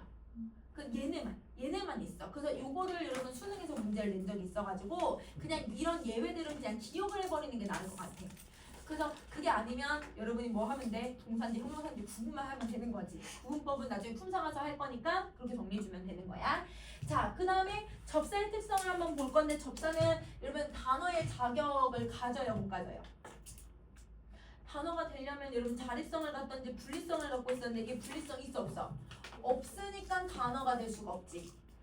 자, 이러면 뒷말에 제한성을 갖는지를 한번 볼 건데요. 자, 이러면 풋은 이러면 풋사과는 되는데 똑같은 과일인 이러면 풋포도는 안 돼. 풋포도란 말 들어봤어요, 얘들아? 안 들어봤지? 이러면 풋 음식, 풋 곡식은 되거든? 아니 풋 과일 아니면 풋 여러분 뭐 사과 음식들에 들어갈 수 있잖아요. 근데 풋 음식은 안 돼요. 그러니까 뒷말에 제약들이 온다는 거야. 그러니까 이 접사랑 어울리는 명사가 정해져 있다는 거지. 그러면 뒷말에 제한성 있네. 자, 용언과도 어울릴 수 있는지를 한번 볼 건데 여러분 더 똑같은 덧입히다 할 때 그 덧이라고 하는 애인데요. 여러분 이가 사람 이잖아요. 체온이 왔거든요. 덧이라고 하는 애 체온 붙을 수 있죠. 근데 여러분 붙다는 어간이잖아요. 그럼 덧붙다는 말은 어간에도 붙을 수 있다라고 생각하면 되네. 그러면 여러분 용언 어간이랑도 어울릴 수 있는 거야 없는 거야? 있어. 왜 있을까? 용언의 어간도 실질형 태소에 들어갈 수 있었지. 기본형일 때는. 그래서 실질형 태소인 어근과 결합할 거기 때문에 여러분 어간이든 명사든 체언이든 결합할 수 있다. 이렇게 생각하면 돼요. 자, 그러면 여러분 뒤에 가서 여러분 우리 이제 단어 형성을 한번 볼 건데 자, 여러분 단어 형성은 이런 단어의 관계들을 우리가 정리를 해야 돼요. 우리 지금까지는 단어의 개념을 단어에서 단일어 위주로 좀 정리를 했어요. 근데 여러분 이제 어근 접사를 배웠으니까 보카버라고 하는 애를 만들 수 있어요. 그 보카버가 합성어, 파생어거든요. 이걸 이제 만드는 어근 접사를 배웠어. 합성어는 배열관계, 의미관계에 따라서 2개, 3개의 종류로 나눌 수 있고 자, 파생어는 접두파생어, 전미파생어로 나누지만 이러면 이거는 잘 문제 내진 않고 그냥 파생어냐 아니냐 이것만 구분하는 거 문제 낼 거니까 요렇게 얘네들을 한번 정리 한번 해볼게요. 자, 그거 들어가기 전에 단일어부터 한번 봅시다. 단일어는 여러분 하나의 무엇으로 되어 있는 거냐면 하나의 형태소로 되어 있는 애들이야. 그래서 얘는 하나의 형태소, 즉 하나의 어근, 하나의 실질 형태소인 어근으로 구성이 되어 있다. 그래서 자립 형태소는 어간 어미로 이루어져 있는 단어를 말해요. 근데 여기는 조사는 여러분 여기에 들어가진 않아요. 단일어에 들어가지 않아요. 왜? 의미가 없으니까. 실질적 의미가 없으니까. 자, 더 쪼개면 뜻을 알 수 없게 되거나 뜻이 달라지는 애들이에요. 그래서 여러분 단일어는 여러분 뭐 바다 아까 얘들아 더 나누면 돼 안 돼? 안 됐지. 그 다음에 여러분 꽃 얘들아 꽃하고 치읓으로 나눌 수 있어요 없어요? 못 나누죠. 그러면 얘는 더 이상 나눌 수 없는 이런 단어들을 우리는 단일어라고 불러. 근데 나눌 수 있는 애가 딱 하나 있어. 둘 이상의 이런 무엇으로 이루어질 수 있냐면 형태소로 이루어져 있는 애들이 있는데 그게 바로 어간과 어미예요. 그러면 어간어미로 되어 있는 애들은 어간어미가 우리 하나의 단어로 정리하기로 했었잖아요. 이 경우는 형태소가 두 개가 들어갈 수 있다는 거야. 그래서 먹었다가 하나의 단일어인데 먹었다 세 개의 형태소로 구성될 수 있다라는 거지. 그래서 여러분 단일어는 여러분 다립 형태소는 더 이상 나눌 수가 없고 여러분 어간어미로 되어 있는 애들은 무조건 나눌 수 있다. 이렇게 생각해 주면 돼. 자, 복합어는 여러분 둘 이상의 어근으로 구성이 되어 있거나 아니면 하나의 어근과 접사로 이루어진 단어로 구성이 되어 있어요. 자, 그러면 우리는 이제 합성어, 파생어를 조금 더 본격적으로 들어가기 전에 지금 여러분 어간, 어미, 어근, 접사 이런 개념들을 나왔잖아요. 그래서 어미와 접사의 개념을 좀 같이 비교를 좀 한번 해볼게요. 자, 여러분 어근 접사를 한번 접사하고 어미를 정리를 할 수 있어야 되는데 대표적으로 여러분 이제 어미의 성질과 접사의 성질을 비교하는 문제로 뭘 내냐면 명사 파생 접미사랑 명사형 어미를 구분할 수 있는가 이걸 문제를 내. 근데 여러분 또 뭐도 있냐면 부사 파생 접미사냐 부사형 어미냐 구분할 수 있는 문제를 내기도 해. 그래서 여러분 얘는 선생님 지금 명사 파생 접미사랑 명사형 어미를 갖고 오긴 했지만 부사 파생 접미사나 부사형 어미 이런 애들도 구분할 수 있는 문제라고 생각해주면 돼. 자, 그러면 우선은 여러분 얘네를 왜 가지고 왔냐면 시험에서 제일 많이 내기도 해요. 왜냐면 모습이 똑같아서 그래요. 둘 다 기. 전미사랑 어미 모두 다 음과 기라고 하는 형태로 구성되어 있기 때문이야. 그러니까 모습이 똑같으니까 여러분이 구분할 수 있는지를 물어보는 거지. 자, 명사 파생 전미사의 특성을 한번 다시 생각해봐. 전미사는 기능이 두 가지가 있었죠. 무슨 기능이 있었어요? 뜻을 더해주거나 품사를 바꾸거나, 그치? 그러면 얘만 가지고 있는 특성은 그럼 누구냐면 품사를 바꾸는 기능을 갖고 있는 거야. 그래서 얘는 품사를 바꿀 수 있는지를 여부로 얘를 구분해야 돼. 그러면 원래가 얘가 서술어를 뭐로 만들 거냐면 명사로 만들어 버릴 거거든? 그러면 완전 품사가 달라져 버리는 거죠. 자, 명사가 되니까 여러분 명사는 누구에게 꾸밈을 받을 거냐면 관형사의 수식을 받거든요. 그래서 관형사의 수식을 받을 수 있어요. 그러면 얘는 더 이상 서술어가 아니잖아요. 명사가 됐으니까 서술어만이 가지고 있는 기능을 가질 수가 없어요. 그래서 서술 기능을 잃어버리는 거예요. 그러면 그 서술 기능이 뭐냐? 그 서술 기능은 어미를 붙일 수 있는 걸 서술 기능이라고 하는데 어미 결합이 얘들아 서술성의 기능이야. 그러면 그 어미를 결합할 수 있어야 하는데 얘는 이제 서술성을 잃어버렸으니까 어미를 결합할 수가 없는 거야. 그래서 다를 결합할 수가 없어. 자, 얘는 다 지금 접사는 여러분 품사를 바꿔버렸다고 했잖아요. 품사를 바꾸면 사전에 등재가 돼요. 그래서 여러분 우리 꾸다에다가 만약에 얘들아 선생님 전미사 미음을 결합을 시키면 얘를 여러분 어떤 단어를 만들 수 있지? 꿈을 만들 수 있지. 그래서 우리는 꿈이라고 하는 명사는 사전에 등재가 된단 말이야. 그래서 얘는 무조건 사전에 등재가 돼요. 자, 근데 명사형 어미 같은 경우는 어미는 여러분 무슨 기능을 갖고 있냐면 얘는 여러분 진짜 문법적 기능만 가져요. 왜 문법적 기능만 가냐면 의존 형태소이고 형식 형태소니까 문법적 의미만 갖고 있거든요. 그러면 문법적 의미만 갖고 있으니까 아무런 변화가 안 생겨. 서술어를 그대로 서술어로 만들어주는 애인 거야. 자, 그러면 얘는 여전히 여러분 품사가 서술어가 되는 거잖아요. 동사형 용사. 그러면 동사형 용사는 누구의 수식을 받냐면 부사의 수식을 받을 거예요. 그래서 얘가 부사의 수식을 받아. 그러니까 여러분 수식해주는 애들이 달라지네. 그러면 수식해주는 애들이 다르니까 앞에 누가 꾸며주고 있는지를 가지고 얘를 구별할 수 있는 거야. 이게 구별법 1. 관형사냐 부사냐 꾸며주는 성분에 따라서 달라질 수 있다. 자, 여러분 서술기능 가질까요 안 가질까요? 같죠. 왜냐면 서술어니까. 그러니까 얘는 같고 서술기능이 아까 뭐라고? 어미를 결합하는 거. 맞아. 다를 결합하는 건데 다를 당연히 얘는 결합할 수 있어. 자, 자, 사전에 등재할 수가 없어요. 왜? 어미를 다 얘들아 결합하는 양상을 다 사전에 등재하면 사전 안 그래도 이만한데 얘들아 아마 사전 이만해질 거야. 그러니까 이거 너무 얘들아 비효율적이니까 사전에 절대 등재시키지 않는다. 그래서 이러면 어미는 사전에 등재가 되지 않고 전미사는 사전에 등재가 돼요. 근데 그래도 우리가 사전을 다 암기할 수 있는 건 아니니까 그러면 구분을 또 누구로 하냐면 요걸로도 하고 얘로도 해요. 다를 붙여 보시면 돼요. 이게 구별법이.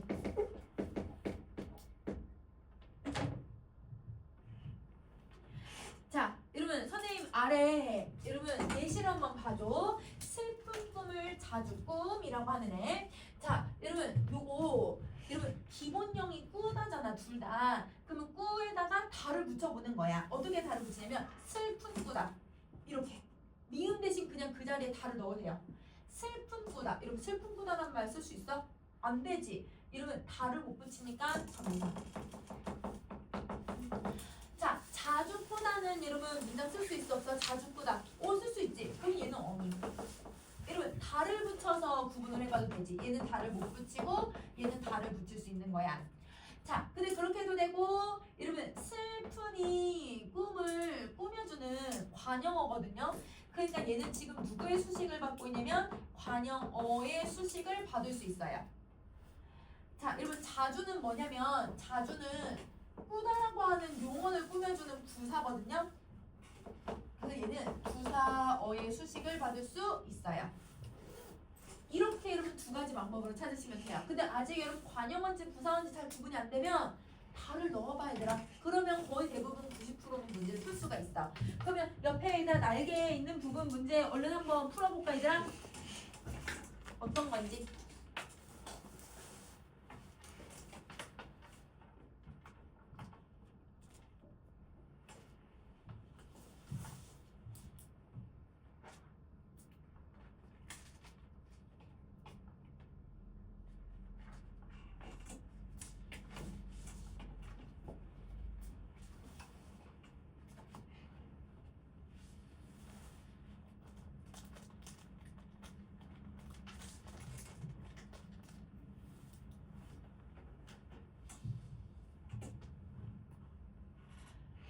일단 1번은 그의 밝은 웃다.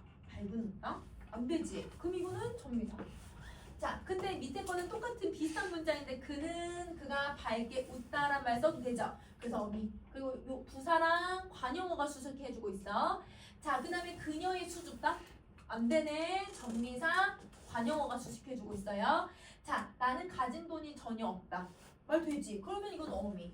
왜냐면 부사가 꾸며주거든. 자, 그 다음에 다음의 보다 안 되죠? 그러면 이거는 전미사고 얘가 관형어. 자, 그 다음에 거짓말을 한 영수는 자, 여러분 영수는 딱 주어가 다른 거니까 엄마 얼굴을 보다. 엄마 얼굴을 보다. 이건 말 되거든? 그러니까 이건 어미. 이렇게 생각해 주면 돼. 앞에 꾸며주는 말은 없어도 이러면 그 문장 자체로 쓸 수 있으니까 말입니다. 자, 그럼 다음 페이지 가셔서 합성어라고 하는 애를 한번 이제 본격적으로 들어가 볼게요.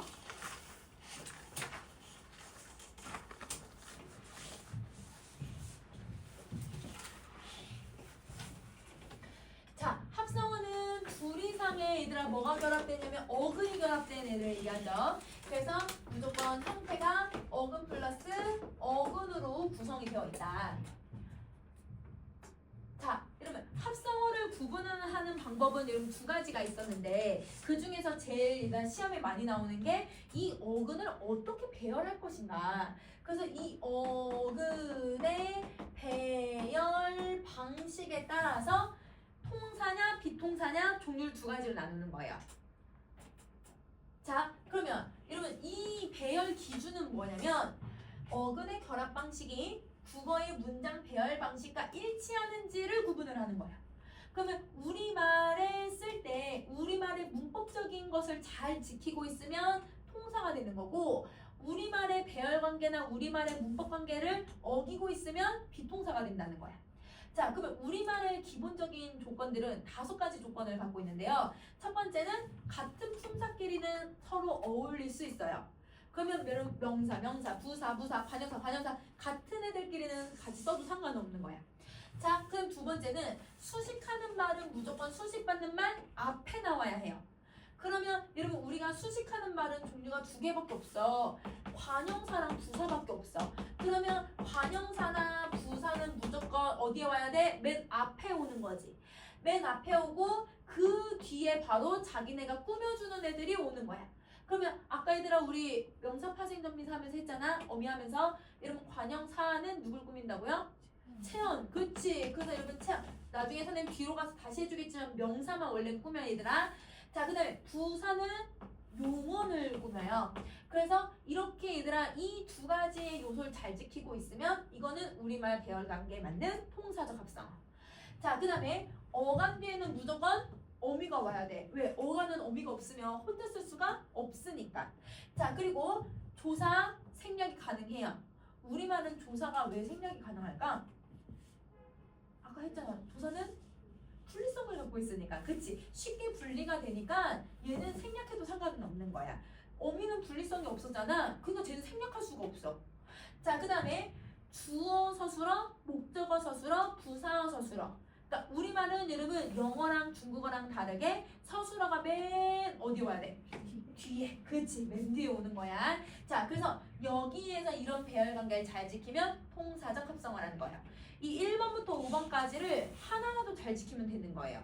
자, 그러면 그 종류가 이름 우리 7개가 있네요. 자, 우선 제일 첫 번째. 여러분 봄날은 여러분 누구하고 누가 결합한 거야? 봄이랑 날, 그치? 명사가 결합해. 그래서 명사하고 여러분 명사가 결합해서 합성을 만들 수 있는 거야. 이거는 아까 1번부터 5번 중에 얘들아 몇 번에 해당해야 될까? 1번, 그치? 자, 그 다음에 잘못, 반짝반짝. 여러분 얘는 잘은 잘한다. 못 먹는다. 못 먹는다. 이렇게 할 때 쓰는 애들이거든. 둘 다 부사야. 그리고 여러분 반짝반짝 음성 상징어들은 자, 음성 상징어들은 무조건 여러분 부사로만 구성이 되어 있어요. 그래서 얘는 반짝도 부사고 반짝도 부사인 거야. 그러면 부사랑 부사가 결합됐으니까 얘도 1번을 잘 지켜서 통사적 합성어가 되는 거네.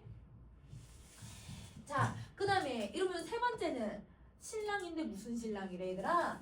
새로운 신랑이래. 이야기인데 무슨 이야기래요? 옛날 이야기래요. 그쵸? 이러면 앞에 말이 뒤에 말을 꾸며줘요. 그러면 여러분 수식해주는 말들이 앞에 가 있고 수식받는 말이 뒤에 와 있는 거죠. 근데 여러분 수식받는 말들이 명사네. 그럼 명사를 꾸미는 게 아까 누구라고? 관형사. 그치? 그러면 얘는 관형사가 명사를 꾸며주고 있으니까 그러면 아까 수식하는 말은 수식받는 말 앞에 오는 2번을 잘 지키고 있는 거죠. 자, 그 다음에 여러분 지르는데 어떻게 질러갈 거냐면 가로로 질러갈 거예요. 자, 하는데 어떻게 하고 있어요? 잘하고 있어요. 그러면 앞에 말이 뒤에 말을 또 꾸며주고 있고 수식하는 말이 앞에 나와 있는 거죠. 그러면 이때 얘들아 수식하는 받는 말이 얘들아 지금 누구야? 수식 받는 말들이 용언이야. 그치? 여러분 지르다 하나 용언 같은 애들이잖아. 그럼 용언을 꾸미는 애가 누구라고? 부사. 그치? 그래서 얘는 부사랑 용언의 어간이 나오는 거죠.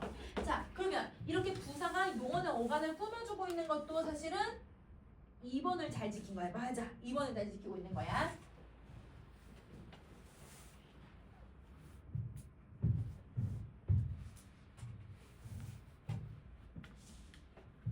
자, 그 다음에 여러분 우리 요걸 한번 보는데 여러분 얘 형태소 분석 먼저 한번 해봐. 건너다가 기본형이지. 여러분 건너가 하나에 리을이 오고 그 다음에 목이 온 거야. 자, 여러분 작은 누나는 여러분 형태소를 분석하면 어떻게 나눠야 돼요? 작이랑 은이랑 누나 나눠야지. 그 다음에 여러분 뜬 소문은요? 뜨다. 그 다음에 니은 소문이에요.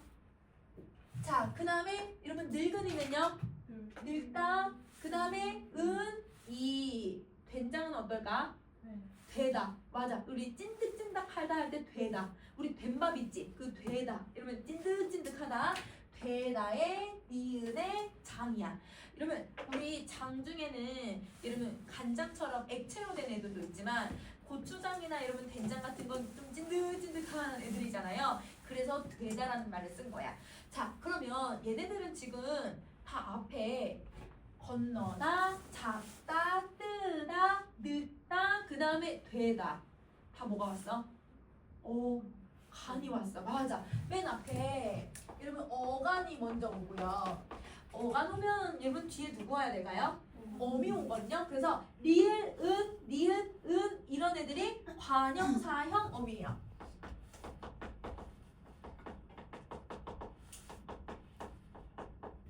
자, 이런 관형사형 어미는 종류가 4개가 있어 얘들아.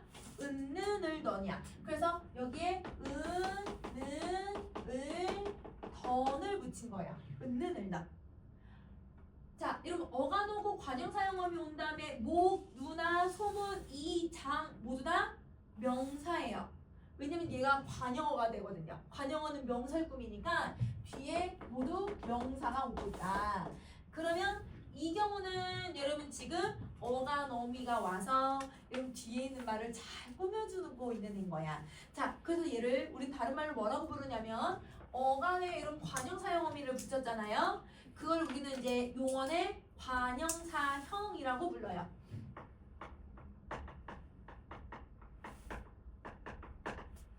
이런 선생님 딱 여기까지만 쓰면 끝나.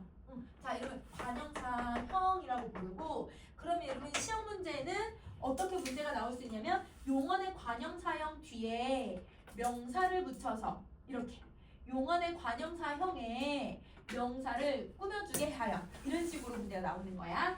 자, 그 다음에 그러면 얘는 아까 위에서 얘들아 몇 번을 잘 지킨 거라고 보면 돼? 우선 어간어미 그치 3번. 자, 또 하나 더 2번 그치 2번 3번 잘 지키고 있는 거야.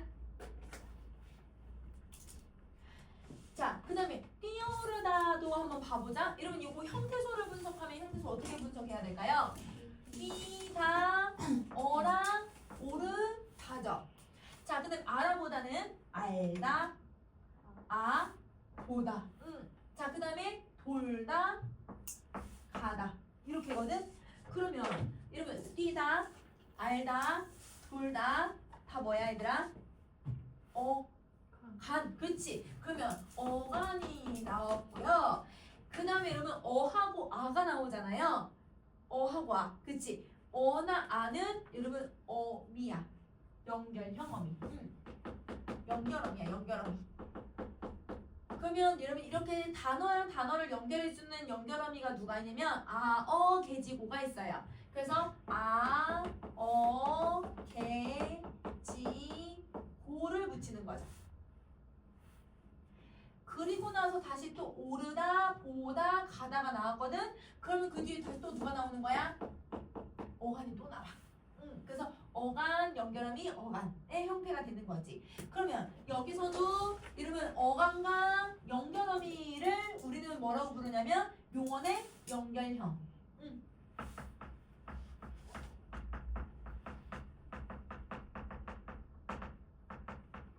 이렇게 불러요. 용언의 연결형이라고 부른다. 그러면 여러분 얘는 몇 번을 되게 잘 지켰다고 보면 될까? 아까 위에서 3번. 맞아. 근데 여러분 어간어간 똑같은 품사 아니에요 라고 하지만 얘들아 동사 안 들어갈 수도 있고 형용사 동사 들어갈 수도 있으니까 1번은 뺄게. 여러분 3번은 잘 지키고 있는 거야. 자, 그 다음에 여러분 우리 마지막 걸 한번 보면 여러분 마지막 거 여기 사이에 누가 빠져있을까요? 앞에 에. 자, 이러면 뭐가 생략됐을까? 힘, 이, 그치? 그 다음에 값이, 그 다음에 본, 을, 그 다음에 가. 이거거든?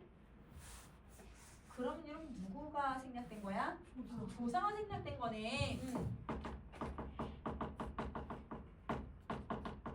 자, 이렇게 얘들아 조사가 생략되는데요. 여러분 이 경우는 여러분 우리가 단어 형성을 할 때 조사가 생략되는 경우는 생략할 수 있는 조사가 한정적이에요. 그래서 여러분 대부분 누구가 생략되냐면 주어를 만드는 주격 조사랑 그 다음에 목적어를 만드는 목적격 조사랑 그 다음에 마지막 부사격 조사만 생략을 시켜요. 물론 여러분 관역적 조사 생략할 수는 있지만 그럼 단어 형성을 할 때는 여러분 이 세 개를 생략한다고 생각하면 돼. 자, 근데 하나 더 있어. 만약에 얘들아 앞에라고 하는 애가 있었다면 얘가 문장에 부사어가 될 거거든. 그 뒤에 서다는 서술어야. 이러면 이를 만약 합친다면 주어가 되고 서술어 나오고 주어 나오고 서술어 나오고 목적어 서술어 그 다음에 주어 서술어가 되거든요. 그러면 여러분 얘는 주어, 목적어 혹은 부사어, 서술어의 형태를 띠고 있는 거네요. 우리말 배열 관계를 잘 지키는 거죠. 그러면 이 경우는 여러분 지금 위에 있는 몇 번과 몇 번을 잘 지켜서 단어 형성하고 있는 거예요. 4번, 5번이에요. 맞아요. 조사를 생략하는 경우나 여러분 우리말의 주어, 목적어, 부사어, 서술어의 순서를 잘 지키는 거. 이렇게 7개야 얘들아. 알겠지? 이걸 통사적 합성어라고 해. 자, 그러면 옆에 있는 여러분 우리 비통사적 합성어를 볼게요. 비통사적 합성어는 우리말 배열 관계에 어긋나고 있는 애들. 근데 문장이 잘못된 건 아니야. 써도 돼. 써도 되지만 배열 관계가 우리말에 어긋나는 거. 자, 여러분 산들 음성상징어거든. 아까 음성상징어는 무조건 부사. 척 음성상징어거든. 부사. 그러면 얘는 부사가 여러분 뒤에 있는 바람, 박사를 꾸며줘. 그러면 이런 부사가 명사를 수식을 해주고 있는데 사실은 여러분 부사가 명사 수식할 수 있거든요. 문법적으로. 근데 원래 부사는 누굴 수식하는 게 기본 원리예요. 용어. 기본 원리에서 어긋나니까 비통사에 넣는 거야. 자, 그 다음에 여러분 요거는 형태소를 나누면 덥다, 밥, 접다, 칼, 꺾다, 새거든요.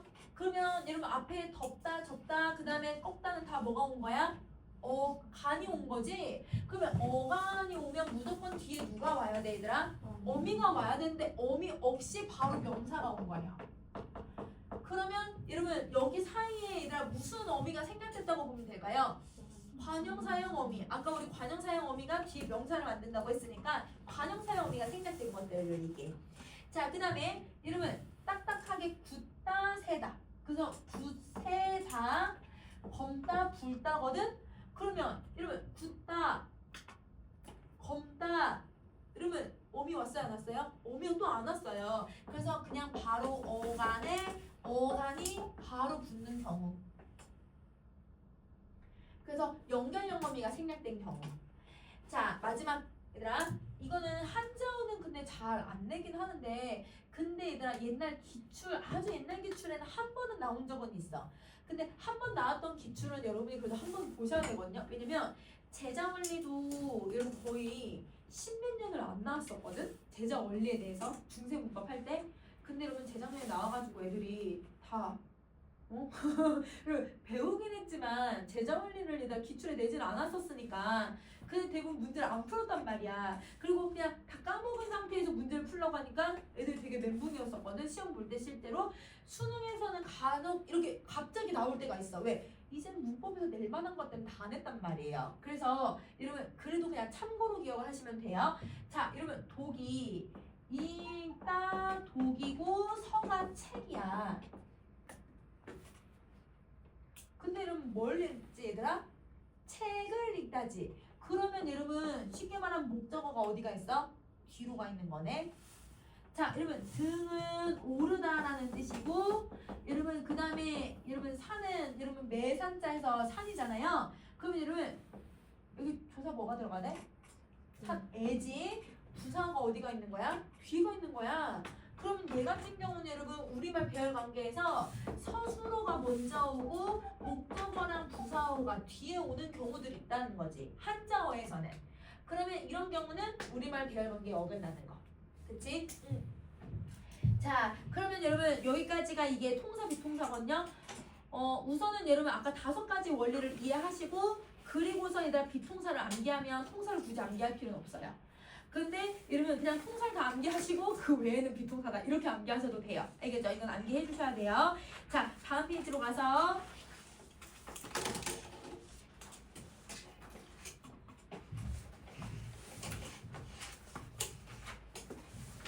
자, 합성어를 구분하는 방법은 여러분 무엇으로도 구분을 하냐면 이 어근이 어떤 의미를 가지고 있는지로도 구분을 구분을 할 수가 있어. 그래서 이 어근의 의미 관계에 따라서도 구분을 한다. 어근의 의미 관계. 자, 첫 번째, 각 어근이 본래 뜻을 유지하는 대등한 관계 그리고 호근의 의미를 가지고 있는 애인데, 이러면 어근 A가 있고 어근 B가 있으면 그 두 의미가 모두 다 남아있는 것을 얘기해요. 두 개. 그래서 여러분 대부분 부모, 엄마, 아빠 동등하잖아. 그 다음에 여러분 손발 동등하잖아. 이런 애들이 여기 들어가는 거야. 이걸 대등합성.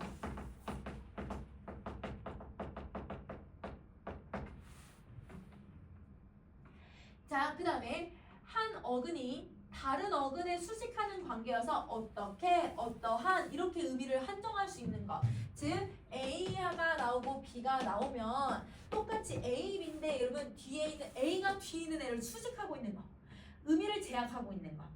그러면 여러분 지금 국인데 무슨 국이래? 미역만 넣은 국이라는 뜻이야. 이런 국수인데 무슨 국수라는 거예요? 콩만 넣은 국수라는 거 의미가 한정이 돼버리죠. 이 어떠한이라고 하는 의미를 한정하거나 어떻게 의미를 만들고 있으면 이건 종속합성어가 돼요. 종속합성어. 자, 그 다음에 두 어근이 본래 의미가 아니라 새로운 의미를 만들어내요. 그래서 A라고 하는 어근과 B라고 하는 어근이 만나면 진짜 새로운 의미 만드는 거야. 그걸 융합합성어.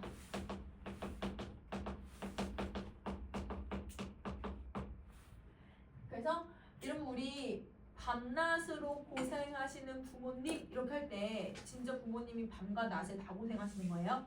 항상이라는 뜻으로 쓰는 거예요.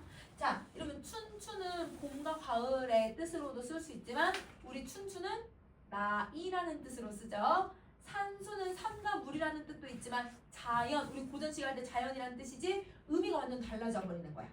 그러면 여러분 옆에 여러분 날개 있는 부분을 한번 쭉 빈칸을 한번 정리해 볼까 얘들아?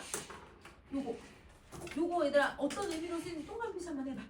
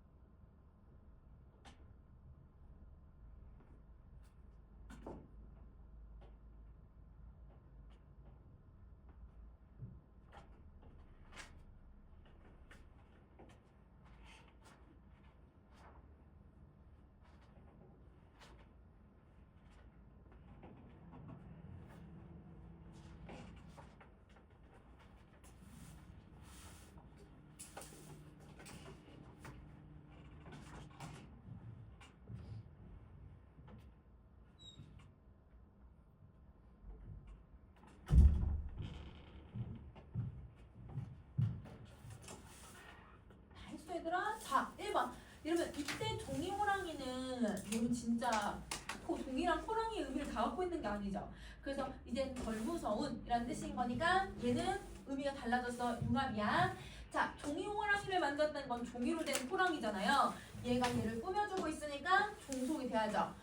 자, 그 다음에 쥐뿔도 모르면서 할 때 얘가 진짜 쥐에 뿔이 달렸어? 아니지. 의미가 새롭게 해서 얘가 진짜 쥐 정말 작게도 모르는 거, 아무것도 모른다 이런 의미로 쓰는 거잖아. 자, 그 다음에 손발은 진짜 손과 발을 모아서 앉으라고 했으니까 이건 대등합성어가 돼야죠. 자, 여러분 그 다음에 6번 아니다 5번 여러분 그는 밤낮으로 인해서 돈을 모았다 하면 이거는 뭐야? 항상의 뜻이니까 융합. 자, 6번 그는 요새 밤낮이 바뀐 삶을 살고 있어. 이건 진짜 낮과 밤을 얘기하고 있으니까 대등. 자, 그 다음에 7번 먹개너머로 익힌 풍어인데 선생님 한자를 안 써왔어. 풍자가 바람풍자에다가 월이 달월자예요. 정말 얘들아 바람과 달을 얘기하는 거예요. 풍어를 읊는다라고 하는 건 여러분 공부했다. 어디서 들은 지식이 좀 있다. 의미가 달라졌으니까 융합이 되는 거지. 자, 그 다음에 사진 속 할머니께서는 흰 고무신을 신었다. 일단 고무신이다. 신인데 무슨 신발? 고무로 만든 신발. 종소. 자, 9번. 여러분 입는데 어떻게 입는데? 어떻게? 가라. 어떻게? 근데 어떻게 물어봤으니까 종소. 그치? 어떻게라는 의미를 가지고 있으면 종소. 자, 그 다음에 여러분 춘추가 어떻게 되는지 여쭤봤대 어른들한테. 나이, 연세. 그치? 이거는 융합. 자, 그 다음에 춘추복을 입으라고 했을 때 이건 진짜 봄, 가을 옷이잖아요. 대등이에요. 그쵸? 선생님 혹시 다 해줬지? 그러면 얘는